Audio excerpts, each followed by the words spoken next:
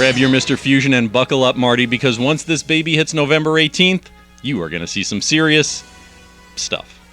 Hello once again, UWA Elite fans, and welcome to a special extended edition of the card rundown for our 2023 season finale, Last Breath. I'm the man of 1,000 spreadsheets, MC Hale, and yes, rumors of my demise have been exaggerated. Now, I don't want to take too long here since we've got 10 matches to talk about, but just a quick thank you to those of you who wished me well while I was suffering through COVID, and a huge shout out to JC, Cypress, and especially guest Lucas Finnegan for rocking commentary for Brawl for It All. As a matter of fact, if you missed out on being there in person for Brawl for It All, head over to Facebook or YouTube and see the entire event for free right now. And while you're there, check out the full events of Setting the Standard, Dangerous Uprisings, and Gold Rush, all for free as well, as part of the Last Breath Supercard Rewind series. So let's talk about Last Breath. It happens this Saturday, November 18th. That is this Saturday, less than 1 week away. Doors open at 6 p.m., bell time is 6:30, and where else would we be but the UWA Elite Army Base at the South River VFW at 31 Reed Street in South River, New Jersey. As I said, 10 matches. That is every title plus the golden ticket all on the line, along with a career, an undefeated streak, and a whole lot of bad vibes. Let's get to the rundown. Now, first up is a match that was just recently announced, although the challenge had been made quite some time ago. I'm talking about one of UWA Elite's most intense up-and-comers, Mr. Business in the front, Murder in the back, Troy Locke. You see, Troy has set his sights on one of the heavy hitters in independent wrestling, a man who ranks in the top 145 professional wrestlers on the planet, according to PWI. I'm talking about none other than Mr. 144 himself, the Allfather, wrestling's richest prize, Darius Carter. Now, Darius told Troy that it must be thought of as a dream match for Locke when Locke issued this challenge, one that the much more experienced Carter literally laughed at, asking, "Who are you? What have you done?" and telling Locke, "I've got nothing to gain by being your teacher." Well, Locke continued to challenge Carter, even taking time while competing in the Brawl for It All to continue to call out the Allfather, taking it as a slight not just against himself, but the entire UWA Elite roster. Finally, it was too much for Darius Carter to ignore. While he admitted Locke has talent, he took issue with the notion that he has something against UWA Elite. It's not that we don't deserve to see Darius Carter in the UWA Elite ring for the first time since his victory against Mike Seaway at the Middlesex County Fair. It's that Troy Locke hasn't earned the right to face him yet. Having said that, Carter believes the young Locke needs to be taught a lesson, indicating he may not deserve the match, but he does deserve the consequences. It's Troy Locke against Darius Carter, and it is coming your way at Last Breath. Last month at Brawl for It All, Flash Carter successfully defended his UWA Elite I Championship against the anti-hero Joey Adams. And following that match, Flash said that the support from the UWA Elite Army makes him feel like he can take on anybody on the roster. Then he went a step further to ask you, the fans, to select his I Championship challenger for Last Breath. You were given 5 choices, and I'm not sure if this was your intention, but fans, you set up one of the most intriguing matchups in Last Breath history. We can't talk about Last Breath without talking about The Streak, capital T, capital S, The Streak. The leader of the UWA Elite Army, the Fighting King, King Tech, is sitting at 12 wins at Last Breath and 0 losses. It's an undefeated streak that boggles the mind when you look at some of the opponents Tech has faced in Last Breath events over the years. Adams, Bose, Dillinger, and that's just the first few letters of the alphabet. But Flash Carter has been voted most popular wrestler both of his first 2 seasons with UWA Elite for good reason. His particular blend of intensity and athleticism is unmatched, and it has brought both accolades and I Championship gold his way. Then again, Tech has seemed maybe a little less interested in the accolades recently. The streak of Last Breath victories is being threatened to be overshadowed by the streak of ruthlessness that he has shown in the past several months. As for I Champion Carter, well, being eliminated from the Brawl by Tech while his back was turned is putting a little extra fuel on the Flash. Can Flash break the streak and close out 2023 with the I Championship still in his grasp? Or will King Tech improve to 13-0, as Queen Heather keeps whispering in his ear, by any means necessary?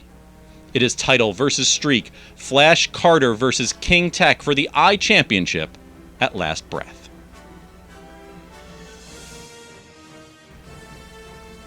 As I mentioned just a few minutes ago, King Tech was chosen by you from a selection of 5 wrestlers to compete for the I Championship at last breath. But don't feel too bad about the 4 who were not chosen. You see, they get to compete for a spot in the 2024 Golden Ticket match. And if 2023 has taught us anything, it's that the Golden Ticket in the right hands can be leveraged to not only challenge for any title in UWA Elite, but it can practically turn an entire company on its head. It's a large amount of power, a large amount of potential, and can paint a very large target on the holder's back. So let's take a look at the competitors in this fatal 4-way matchup. Up first, we have Jim Wilder. Jungle Jim Wilder. He's earned a victory 2 months ago in tag team action and was even getting the better of both KTB and Robbie Roller in the brawl last month, on his way to being one of the last wrestlers eliminated, but has yet to see consistent singles wins come his way. A catapult into the title picture might be just what the zoologist ordered. TJ Blade. Blade and Seaway have tons of history, as we are well aware, but we also saw Blade team up with Chris Powers in the brawl. With Blade transitioning his style away from the moveset we were used to seeing from him with the Protein Pack, is he becoming even more dangerous entering into last breath? Next up is Dr. Miles Thomas, PhD, the self-proclaimed greatest wrestler and greatest athlete in UWA Elite, and all-around amazing person, self-proclaimed. After being all but disowned by his brother Eddie at Brawl, Miles will be looking to supplement his gold medals with a shot at the Golden Ticket. And finally, we have Mike Seaway, wasting no time going right after his former Protein Pack partner in the Brawl. The question remains that we've asked before. Can Mike Seaway let go of the past and focus on the potential prize of the Golden Ticket match? If he can refocus his energy, and despite what Cypress keeps insisting on the commentary mics, the captain has a real shot at victory in this fatal 4-way. And so there you have it. It may only be a chance at a chance, but when UWA Elite titles are within sight, you know these 4 men will leave it all in the ring.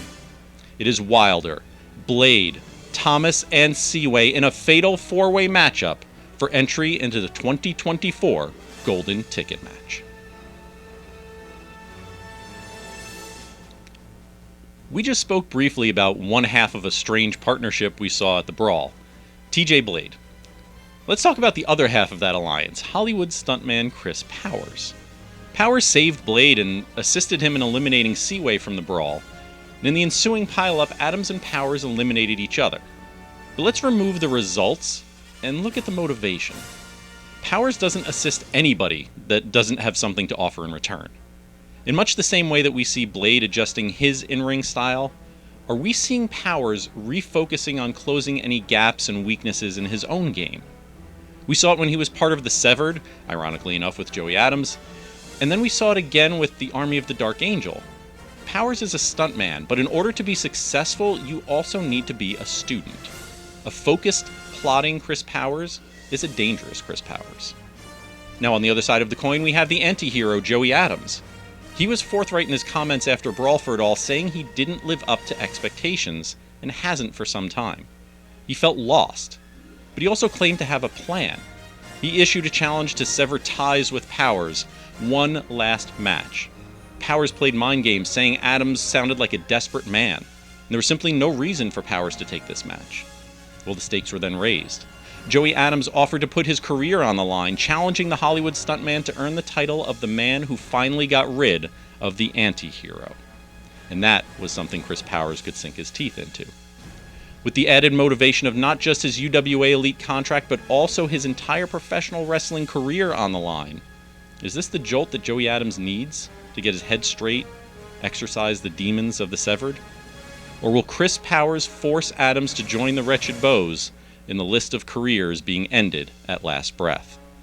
It's the anti-hero Joey Adams against Hollywood stuntman Chris Powers, with the career of Joey Adams on the line. Well, let's keep the bad blood flowing. Maybe not the most palatable metaphor, but certainly an appropriate one. Since the return of Robbie Roller to the UWA Elite roster, the Hunter has had some big game in his sights. None bigger, perhaps, than the King of the Barons, KTB. KTB and Roller haven't had the lengthiest of feuds, but what it lacks in time, it more than makes up for in sheer intensity. Crossroads 3 months ago, iWrestle in September, and of course last month's Brawl for It All. In the brawl, Roller and KTB fought tooth and nail, frequently foregoing chances to eliminate other wrestlers in exchange for another chance to inflict damage against one another. In the end, Roller was eliminated by KTB, but moments later, he returned to the ring to take out KTB in retaliation. In fact, they continued to brawl outside the ring, with KTB sending Roller into the ring posts and finally dragging Roller through the VFW's doors and back toward the woods that both men claim as their personal domain. As a matter of fact, last we saw either of these men, they were charging at each other, engaging in yet another brawl. And now we have a match signed for last breath, but with frighteningly little word on what the rules actually are. It's being billed as the Battle of the Barons, but what is actually legal, or more importantly, illegal here? We've seen KTB utilize a sledgehammer before, we've seen him use animal bones as both intimidation and as a weapon. We've seen Roller with yards and yards of chain, sometimes being used in a match, sometimes used to keep KTB imprisoned in a shipping container. Look, most of these matches, there's some analysis to be done, some history, some statistics that I can point to and say, here's the story of this match. For this one, there's no analysis. There's no tale of the tape. It's two highly accomplished UWA Elite stars looking to take each other out for good. Can the Hunter keep KTB in his sights and take down his prey, or will KTB prove that he is truly the king of the Barons? It's KTB against Roller, a battle of the Barons, and it is happening at last breath. There's a theory, a strategy in pro wrestling that basically says if you can win the psychological matchup, get a mental advantage over your opponent, then the physical match in the ring is all but decided before the bell even rings. Eric Corvus is well aware of this philosophy, and has put it to very effective use in recent months against Bulldog Pittman. Corvus knew that he wasn't allowed to challenge for the Iron Man title again, but through interference in matches from Crossroads to iWrestle, he got under Pittman's skin enough that Bulldog finally demanded that stipulation be removed from Corvus's contract so he could finally get his hands on the mat mechanic in the ring at Brawl for It All. Well, this was an incredibly even matchup, back and forth for 15 solid minutes, with both hitting what they would normally consider their finishing moves in the course of the match. Corvus hit the Zero Machine, but Bulldog got his foot on the rope. Bulldog hit the shock collar. Corvus got his arm on the rope. And finally, the devious mind of Eric Corvus came to the forefront once again. He used the Iron Man title belt as a decoy, and when the referee removed it from the match, Corvus used that opportunity to grab a fistful of chain from under the ring, drove it into the head of Bulldog, and got the 1, 2, 3. New Iron Man champion. So that's the end of it, right? Not so fast. No sooner had the final bell rung when Pittman got a microphone, immediately invoking his right to a rematch. Corvus hadn't even gotten through the curtain to the locker room yet, invoking his right to a rematch at last breath. Dave Swan then took the mic and raised the stakes. This wouldn't be an ordinary rematch. There would be no chance for either man to escape the other at last breath, because Iron Man champion Eric Corvus and now challenger Bulldog Pittman will be chained together at the neck. Scores will be settled on November 18th when the mat mechanic Eric Corvus defends his newly won Iron Man championship against Bulldog Pittman in a dog collar match. The UWA Elite Tag Team division continues to be a source of mayhem. Entertaining mayhem as it may be, but mayhem nonetheless. Over the course of this season, we've seen then-champions Chris Steeler and Anthony Michael, the Just Us League, hand-selecting opponents and opponents for their opponents. We've seen the reforming and then dissolution of the Severed. At Gold Rush, we saw the Just Us League lose the tag titles without even being pinned. We've seen the now-champion Lost Boys, Junie Underwood and Eighth and Promise, attacked backstage at Mega Fight 2 by the Just Us League. We've seen penalty flags thrown by guest referee Miles Thomas, an Uno reverse card played by Chris Steeler, and we've seen the very unlikely duo of Explosive Eddie Thomas and Jay the Key Evans form the tag team Pretty Ugly and win over more than a few fans along the way. And now with the Lost Boys as champions, the Just Us League and Pretty Ugly both have claims to the #1 contendership. Yes, Pretty Ugly technically defeated Steeler and Michael, but as unlikely voice of reason Chris Steeler pointed out, a huge part of that victory was a lightning-fast 3 count by Miles. So the Just Us League should get a shot, right? Well, as Eighth and Promise brought up backstage after Brawl, the only reason their matchup with Pretty Ugly happened in the first place is Steeler and Michael ambushed Underwood and Promise, causing them to be put on the shelf due to injury. In the end, all 3 teams have more than enough reason to challenge one another, titles or not. But in a show of sportsmanship that is a rarity in professional wrestling, the Lost Boys have actually requested that they face both Pretty Ugly and the Just Us League at last breath. Well, Dave Swan has agreed, the match has been signed, and perhaps we will finally be able to put the controversy to rest this Saturday in South River.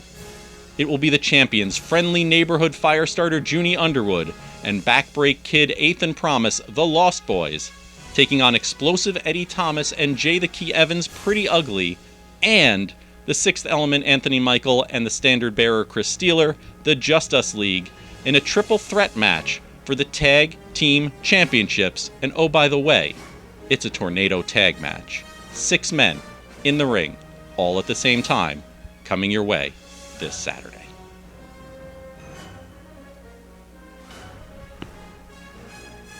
Now, the final 3 matches on our rundown will have some common themes, and that's for a very good reason.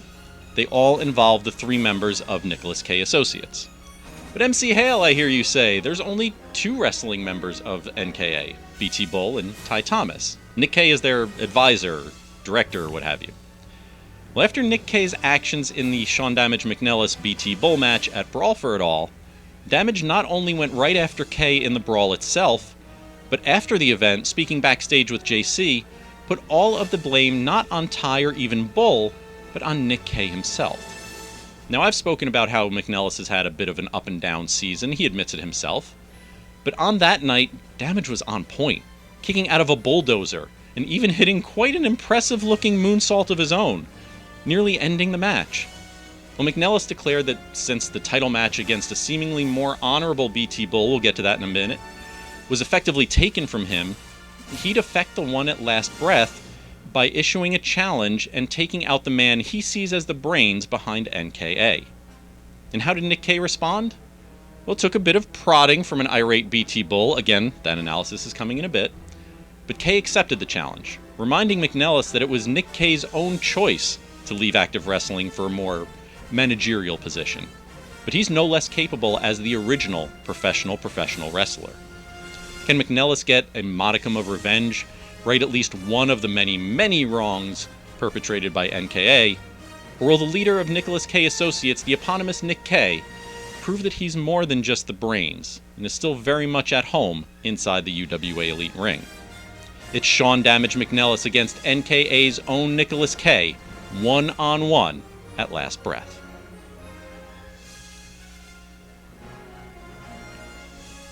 And now, moving on to Golden Ticket force of habit. The former, I repeat, former Golden Ticket holder, Ty Thomas.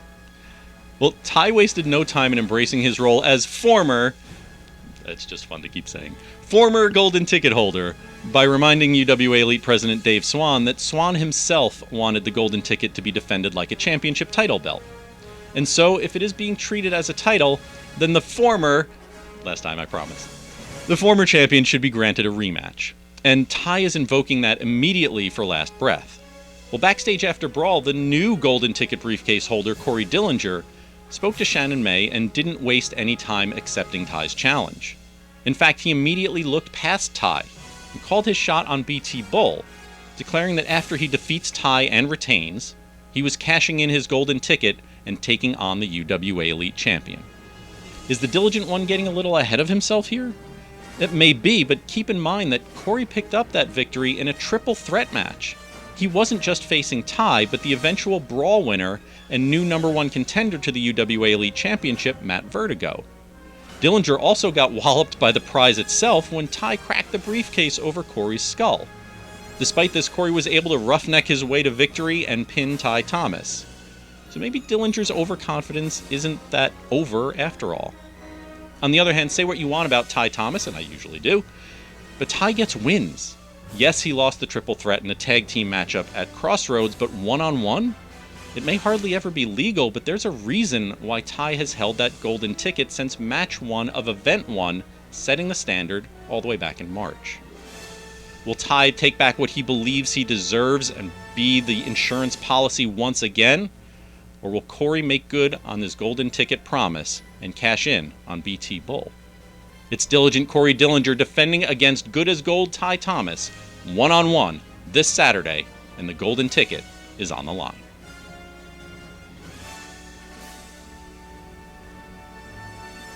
And finally, the main event of the season finale, the final match of 2023. And yes, Nicholas K. Associates features very prominently in this one too. UWA Elite Champion BT Bull retained his title at Brawl for It All in, well, controversial fashion would be quite the understatement. A fired-up Sean Damage McNellis earned his title shot by way of winning the 2023 Dynamite Davis Memorial Crossroads Tournament. Unfortunately for Damage, Bull wasn't his only opponent at Brawl. Nick Kay at ringside took advantage of several opportunities to get an extra cheap shot in. He eventually got Bull disqualified, as a matter of fact, by hitting Damage with a low blow in full view of Ref INT. On the other end of things, Bull reversed a Devastation into a bulldozer and seemed to take rather large issue with Kay interfering in the match, the first we've seen of Nick Kay being confronted by one of his associates. So yes, BT Bull is a very capable opponent. 400 plus days as champion doesn't come without a boatload of wrestling ability and staying power. But will he still try to keep it all above board when the man across the ring is the New York Drip Matt Vertigo? Or will he be a bit more willing to, let's say, take some shortcuts? See, Matt Vertigo had quite an eventful night of his own last month. In that triple threat golden ticket match with Dillinger and Ty Thomas, Vertigo hit a drip drop, hit a pump kick, and was very much in the match when Ty pulled brass knuckles and planted them right above the eye of Vertigo, splitting him open and taking him out of the match. Now, Vertigo is nothing if not resilient. We saw that last year in his feud with KTB. Not only did Vertigo return and claim his spot in the brawl, but he went on, bloody bandaged head and all, to eliminate Corey Dillinger, King Tech, and claim victory in the 30-man main event, earning him that title shot. Two-strap Matt wasn't all that long ago, and the New York Drip is looking to stand atop the UWA Elite Mountain once again. And that's where I would leave it if this was a normal one-on-one championship match, but with NKA involved, we have to consider a few things. Will Ty be at ringside? Will Nick Kay be at ringside? Will Damage make good on his promise to affect the title match? And will Corey Dillinger retain the golden ticket and make good on his own promise to cash in on Bull? Or will all of this fall by the wayside as BT Bull claims victory and becomes the longest reigning UWA Elite champion ever? BT Bull defends the UWA Elite Championship against the New York Drip, Matt Vertigo, in the main event at Last Breath. 10 matches, an entire year's worth of history in some of them, and even longer in others. Every championship, including the golden ticket, and an evening of wrestling you do not want to miss. Get your tickets now for UWA Elite's 2023 season finale, Last Breath.